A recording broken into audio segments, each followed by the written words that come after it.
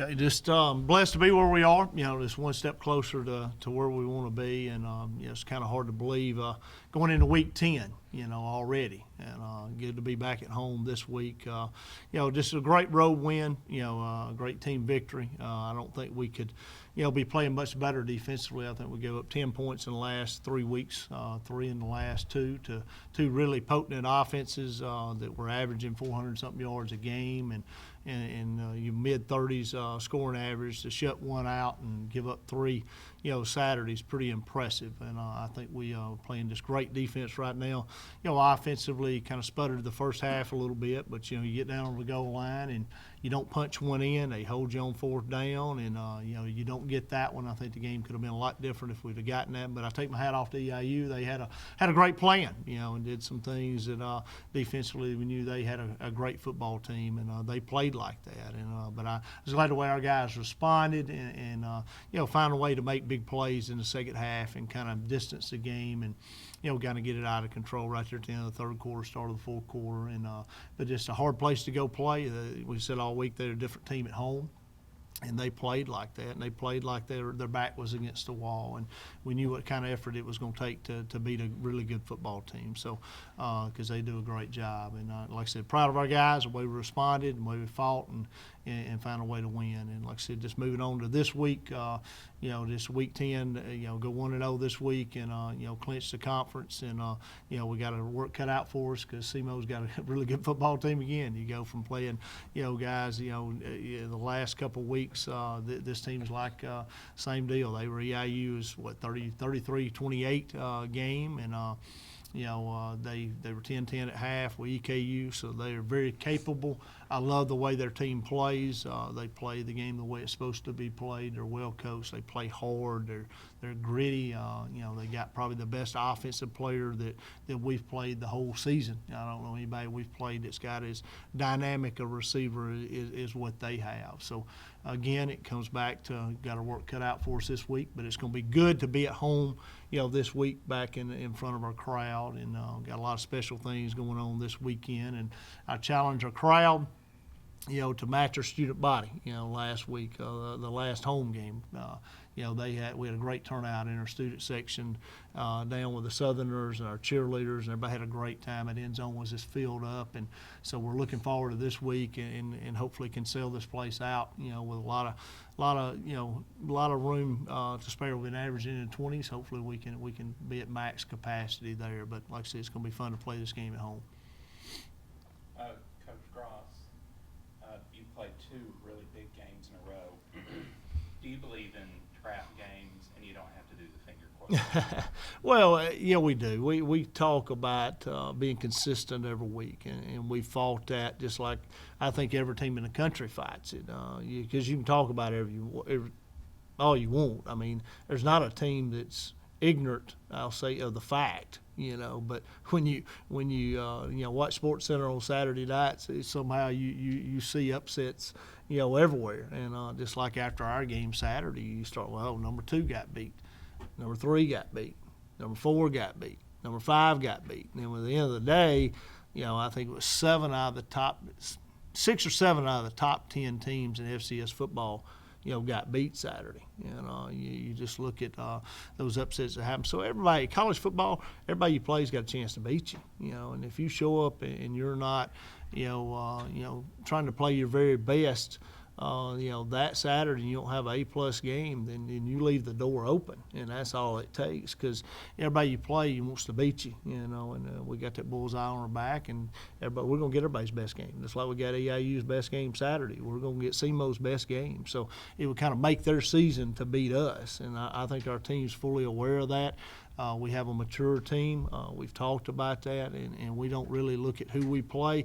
We know it's how we play, and I truly believe our guys are bought into that they prepare that way, and it goes back to we're bought into the fact that you're going to play the way you practice. We've been practicing great, and that's the reason we've been playing great. And we just got to continue that. And I don't know, we'll see. Jury's out. It's still Monday, so I'm anxious to see how we'll show up and respond today. And because we're gonna get a lot of pats on the back. I mean, I'm in the weight room this morning. Everybody's they come out like almost you're where you want to be. No, we're not where we want to be. We got a very important game this week. We got a very important game next week, and then because it's playoff mentality, it's kind of do or die situation for us. So I think our guys know what's at stake, and they're going to prepare the way they're supposed to this week, and and I think we'll play well Saturday, and it's going to take it. Like I said, you're dealing with a good football team coming in here Saturday. Troy Manning, could you guys talk about that as well? Just after two big games, what your mindset is coming off against someone who isn't undefeated in the league. You wanna go first, bro? I think it's the same as every week. Every week we have the mindset as we're going to have the best practice this week, and it's just week 10. So I think our mindset is the same as if we were playing EIU, EKU, or whoever. We just worry about ourselves, hoping that we can come in and have a great week of preparation and produce on the field Saturday.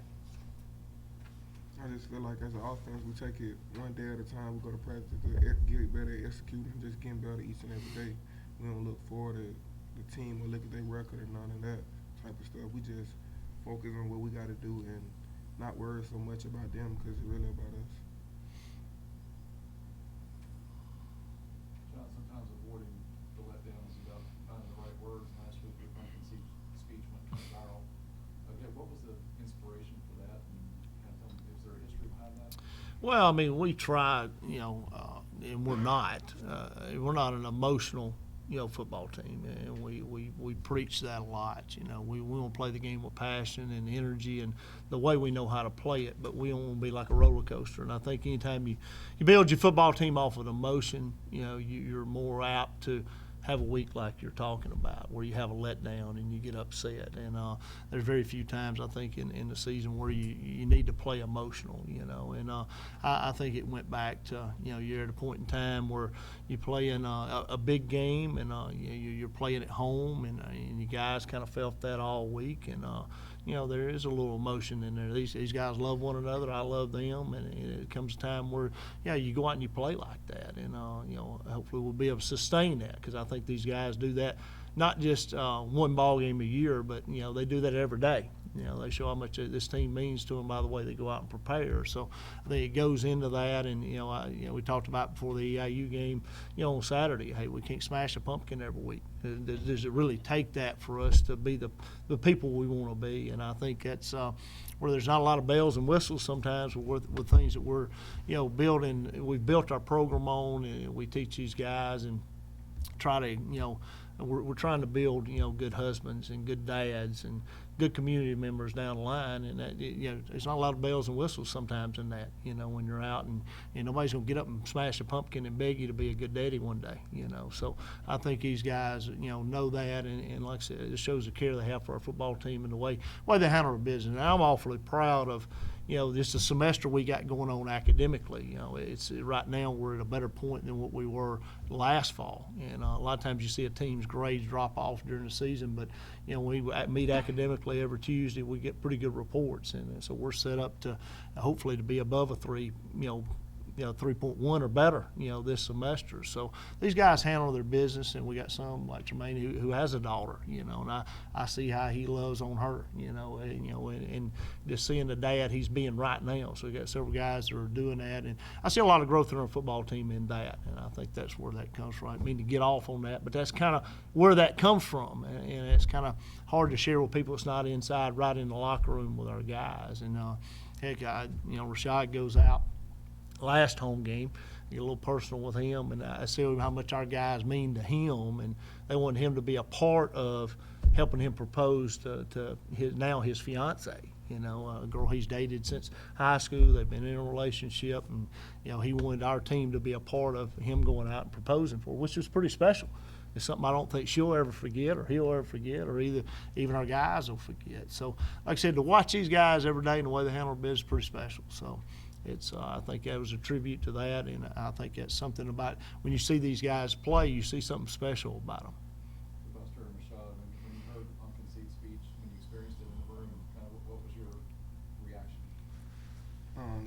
It just made everybody in the room go crazy. Like everybody was just full of energy, and it just gave us a spark that we needed. I don't think nobody was down to play them, but it was just some extra to add to the game.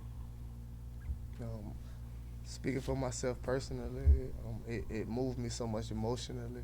I knew this was a big game, but having that specific thing happen just really got me geared up and ready to play. Has he done anything like that before? Not to that extent. So is there the turkey later this month? I don't know. We'll have to find us a turkey to run around and do something. You know. Coach, there's still obviously the big game coming up on Saturday, but you do have a chance to wrap up the OVC at home for the second straight year. That's got to be something special to share with the crowd that you were talking about earlier. Well, it is. I mean, our crowd's a big part of that. They're a big part of our home wins, and you just feel it. You know, I mean, we can play at home, and you know the next two games have big time implications. You know, you're looking at we can wrap the conference up this week. And every game that you play is a big game. You know, we talk about hey. You don't think it's a big game, just try losing it, you know. So I think our guys know what's at stake. But a lot of things around it, going back to the 6, 7 teams that lost in the top 10. If we win this week and clinch, and then we're able to win next week, and you're looking at playing at home, during the playoffs. So that's big, you know. I mean, that's a huge thing to be able to play, because I think our home crowd is as good, or I think it's the best in the country. You know, and you add the Southerners in, and you got 450 members band playing, and they're loud, and their student section moving the end zone this year, and just having a special place for them, and you got 4,000 or 5,000 of them down there hollering, and our cheerleaders doing a great job, and then the rest of the stadium's full. I mean, it's that helps us. That helps our players, play the game the way we need to play it. So I think it's a huge advantage, and this game has a lot at stake for that, and I think our guys know the importance of that, and we'll be ready to play, and I know SEMO will be ready to play, and it'll be another great football game. Rashad, what does it mean to you? Last year, JSU won a OVC championship, and because of injury, you couldn't be on the field. This year, you're on the field, you're back being productive, and this is a chance to clinch it, and you get to be on the field and be part of it. To be honest, I don't think nobody would truly understand how much it means to me. It hurted me so bad that I couldn't be out there last year. I traveled to every game and tried to do everything in my power to help my team win that championship, and we got it done. And I'm so thankful that I can be a part of that this year. And I promised myself I would do everything in my power to make sure that happened, and it's going successful for us. It's kind of special for me to see him have a great year, because we had some conversations, so we had a decision to make coming out of fall camp, and he still wasn't healthy, and instead of playing limping around last year, we decided to take the year and so he could come back and play this year. But it was hard for him to sit there and watch last year. I knew what he went through, and it's kind of special to see him out there making plays and playing great this year and having a great year. So it's a pretty special deal. Coach, I'm Seth Foster with the Anniston Star. Yes, sir. Kind of new around here, I know. Okay. I know the mindset is still, game by game, but just wondered, just in your second year here already, toward the tail end of the season, has it occurred to you that, you've got this team on this historic run yet? Does that come to your mind ever?